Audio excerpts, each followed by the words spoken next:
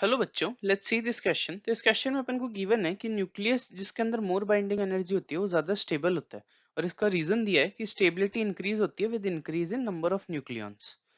तो ये question solve करने में जो की कॉन्सेप्ट यूज होगा वो हो जाएगा बाइंडिंग एनर्जी।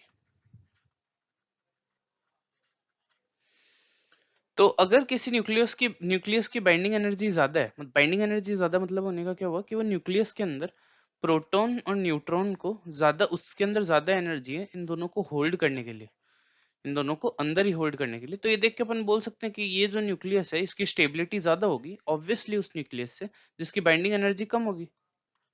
क्योंकि इस बाइंडिंग एनर्जी कम होगी तो प्रोटॉन बाहर निकलने की कोशिश, रिपेल करने की कोशिश करेंगे एक दूसरे को, और ज्यादा होगी तो ये उसको स्टेबल कर सकता है।